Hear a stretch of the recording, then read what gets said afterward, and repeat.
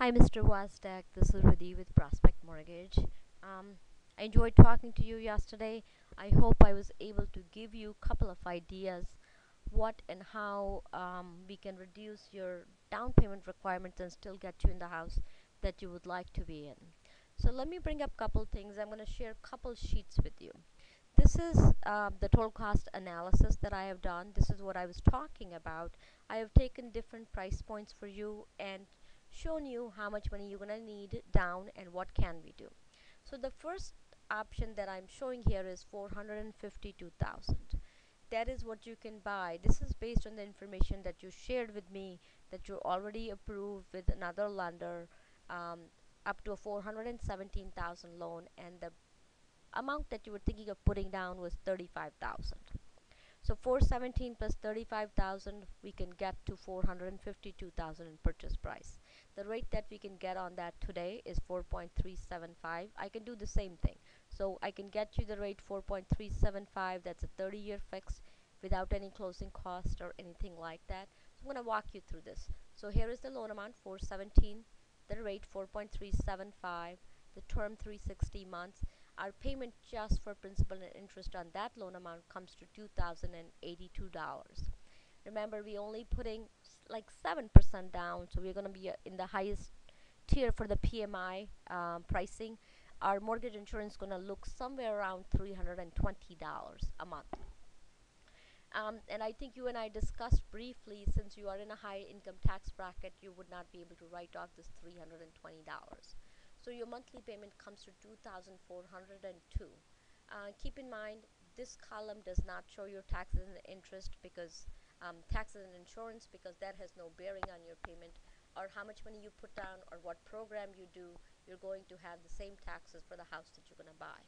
So I did not compare that. I will show you the complete PITI on the second page, but in this payment we did not count that. So our total payment is 2,402 and total cash to close is $35,000. The reason we have 35,000, you said your company is picking up all your closing costs. So I'm assuming there are no closing costs out of your pocket.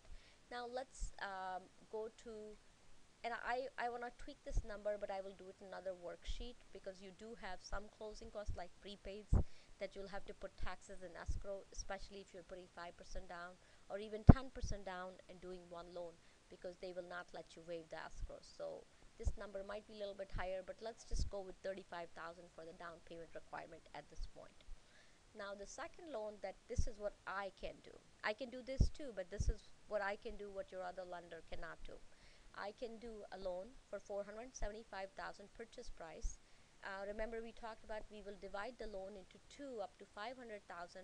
I have a program that I can do which requires you to put 10% down, but we will divide your loan into two. So the first loan is for 80% of the value of the house, and the second is for the remaining 10%.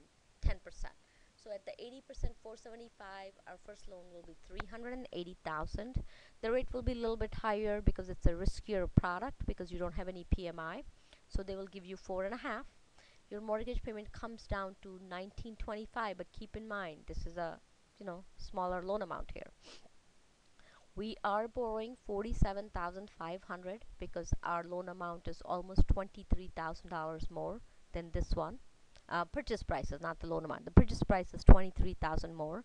And for the second, we will get a second for 47,500, and that rate as of today is 5.254. It is a variable rate. They will ask you to only pay the interest only payment, but keep in mind when they're underwriting as if you were getting a 15-year mortgage. So they will keep that in mind. Your payment will come down to first and a second 2,133. See the big difference because there is no mortgage insurance here. That's why our payment is a little bit lower. So you have a net savings of $269 even though we are buying a bigger house. Now let's move on to the third option, 388,000, 4.5 interest rate, 1966 in our principal and interest payment. Again, no PMI. Our loan amount for second will be 48,500, 10% exactly. Same terms, same interest only payment, $212, and your payment goes up to $2178. Now we have a difference of almost 33,000 in purchase prices, and our down payment required only goes up by 13,500. Now the last option is 500,000. That's what you had mentioned. That would be probably the highest that you would be looking at. So our first mortgage at 80% will be 400,000, 4.5 interest rate, 30-year fixed. Your payment goes up to 2027, and our mortgage insurance is again zero. Our loan amount 50,000 for the second, 5.24 rate, 360 months, and $218 interest only payment. Payment comes to 20 to 45. Even though you are buying a $48,000 more house, your payment is still lower. So you will still be $157 cheaper even though you're buying a bigger house. The only risk factor, in my opinion, this is a variable rate, and as I move down, I'll show you how to minimize your risk on that too. So now let's go to the second column. Again, the total cash to close in this is 35,000 in the first option that you're doing one loan. Second option, 475 purchase price, we need 47,500. Second, 48,500, and the last one, 50,000. So now let's go to this column. In 4 years, how does your loan look? This is a snapshot of your mortgage if you keep your mortgage for 4 years. So our blended rate, since we only have one loan, is 4.375. Our total payment over 48 months, if we added all this up, comes to 115,297. We would have paid 29,407 in principal, and we would have paid interest and MI of $85,890, and the balance left will be 387,593. Now let's look at this column. The blended rate is 4.82, a little bit higher than the 4.5 because we have 5.24 for a very small amount, so it goes up a little bit. Your total payment is 115,287, and the question probably you're asking, well, you showed me my payment was $269 less every month by doing two loans. Why is it same? The reason it is the same, I plugged in a little bit of numbers in there for you. What I did was the 269 that you were saving, I applied it to the payment of your second loan. Instead of just making the interest only payment of 207, I assumed we are going to add the 267 if you would like to, and then make the same payment. So your total payment comes to 115,287. Very close. Your principal, this is where the difference comes. Your principal paid would be 40,593. So this is where the big difference is. Your interest and MI paid, even though your payments are same, since we paid a higher amount of principal, would be only 74,694, and our balance left would be only 386,907, which is actually lower. So by making the same payments, we would have paid off a lot of money in the second option. Now the third option, our rate is a little bit higher, 4.583. So we have 115, 302 our total payment. Again, I took the 224, made the same payment, added to the second. So our principal paid a little bit less because we have a higher loan on this one. So our principal paid is less because when you have higher loan amount and you have 4.5, even if you were to get the same loan product, the amount of money that will go towards your principal and interest differs. So your principal paid would have been 38,750.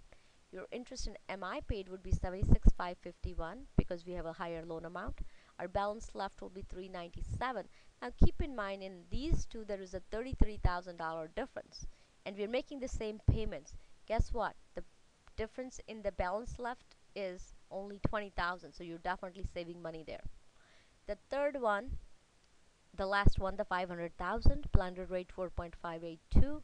Our total payment is 115,300, pretty similar. Principal paid is 36. Again, it goes down a little because it's a higher loan amount. Your interest in MI is 79,000. Your balance left is 413, and your total payment will be 79,290. So even here we are saving. Again, you're buying a house for almost 48,000 more. The difference between these two is not 48,000. It's only 13 and 13, around 26,000.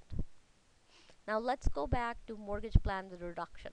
So when we paid those extra amounts, it shows you we did not add it to the first loan, so it shows nothing, no reduction here. But for the second loan reduction, since we added 269 in the first option, we will be paid off in 11 years and 0.58 years.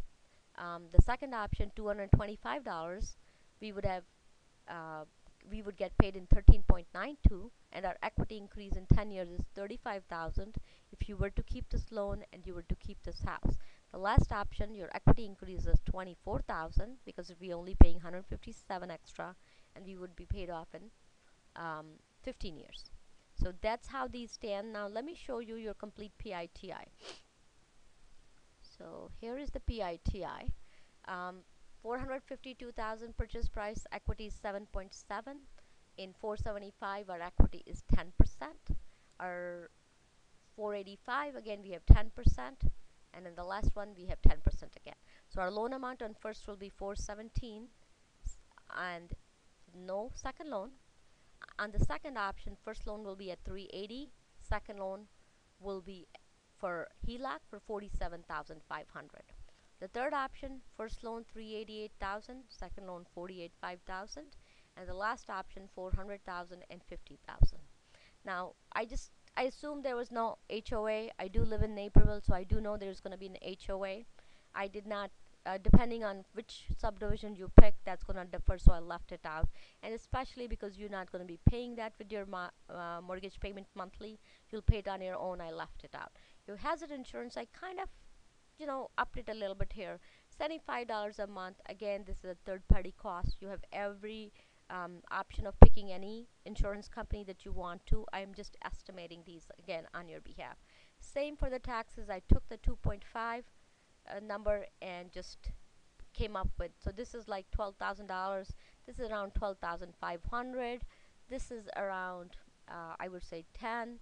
This is around 11, so somewhere around there, 10 and a half and 11. So our total PITI in the first option, a 417 loan, doing one loan, paying PMI 3,419. 475, nicer house, bigger house, two loans, 3,198. Second option, even bigger house, 3,268. And the 500,000, doing two loans, 3,367.